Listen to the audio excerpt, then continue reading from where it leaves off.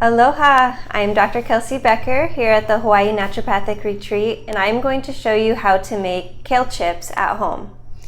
So kale chips are using fresh kale, clean and washed, and a variety of spices, whatever you have in your pantry, as these can be made with different types of spices, salt and pepper, nutritional yeast, olive oil, lemon. There are a variety of different ways to make it. So first I have some curly kale here, and I'm just going to destem it using the method that we've shown in other videos.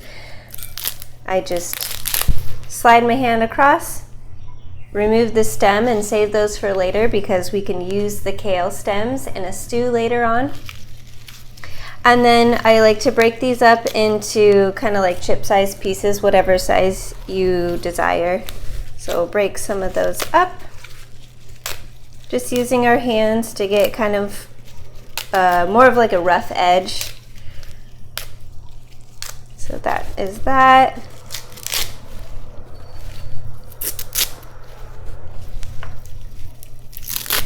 Very easy method. And something about using your hands is kind of satisfying. It brings you closer to the food that you're going to enjoy.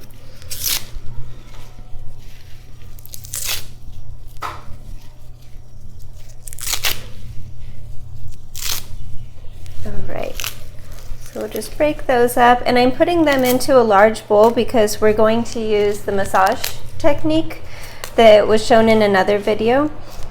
So once we get our arrangement of spices, we're going to massage those into the kale leaves so that each and every kale leaf gets coated with some of the seasonings and some of the olive oil so that it's more homogeneous, and that way after you dehydrate them, the chips all kind of have the same flavor ratio. So they're all, pretty small, vary in size. And now I have different spices that I picked from the pantry. Here we have some curry, cumin, paprika, cayenne, pepper, nutritional yeast, and salt. And so you can use whatever spices that you prefer.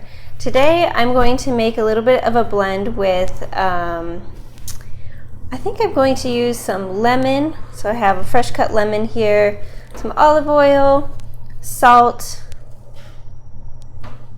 Let's try the paprika, nutritional yeast, and a little cumin. So I'm just going to squeeze a little bit of the lemon juice over the kale leaves. And I'll save that rind also because that can be used in a broth later on. And for the rest of these, I'm going to mix them into a jar before I put them on the kale leaves. So we have a little bit of salt. Let's try a little bit of pepper, some paprika, that's really pretty. Maybe a little bit of cayenne. And again, you can use whatever spices you want to.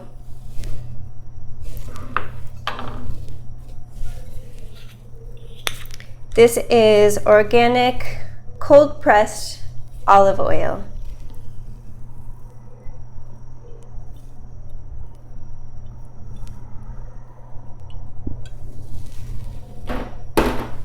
And so I put enough in there that we'll be able to coat the leaves.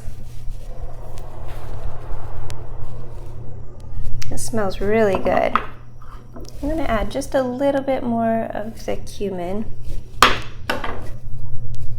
I also got out some garlic, and so you can use powdered garlic, but it's always best to use fresh. And so if you would like to use garlic, just make sure to chop it very, very finely when using it so that it can spread over the leaves more homogeneously. And now I'm going to add a little bit of the nutritional yeast. The nutritional yeast gives it more of a cheesy flavor.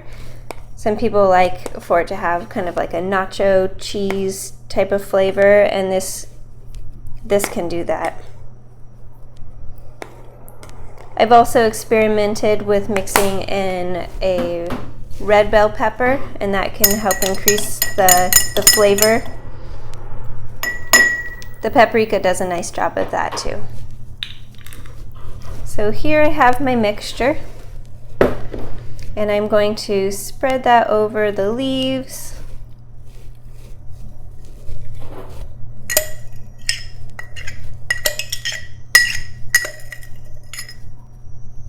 All right.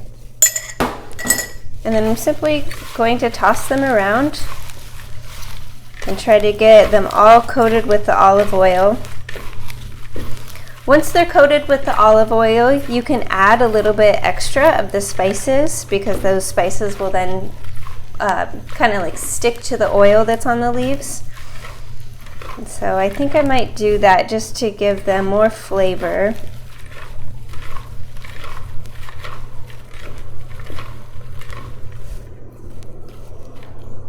Yeah.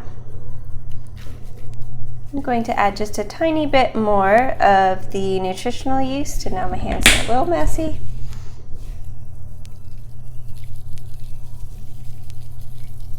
Just kind of coat that on there. And once you get the coating over all of the leaves, you can transfer them to a tray that you can use in your dehydrator.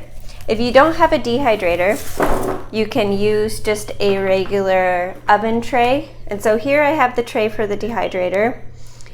You don't necessarily need to use the mat underneath. You can just use the grate itself, and that can make the leaves a little bit more crispy if you prefer to have like a more crunchy kale leaf.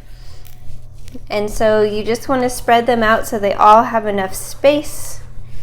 Doesn't have to be very perfect, but you want them to at least have space to get fully dry. And I'll put these in the dehydrator on a low setting, enough to dry them out overnight. If you're using the oven, you can just put the oven on a low setting, like 115 degrees, and let it run for several hours. And then in order to give it some ventilation to help the leaves crisp up, it's best to leave the oven door open just a tad, about an inch, to get some more ventilation in there, and that helps create like a dehydrating process. All right, and so we've used all of that up. And so you can see I have all of the leaves spread out pretty evenly on this tray, and I'm going to put it in the dehydrator for several hours. You can run it overnight to get a crispier leaf, and then the next day you can enjoy.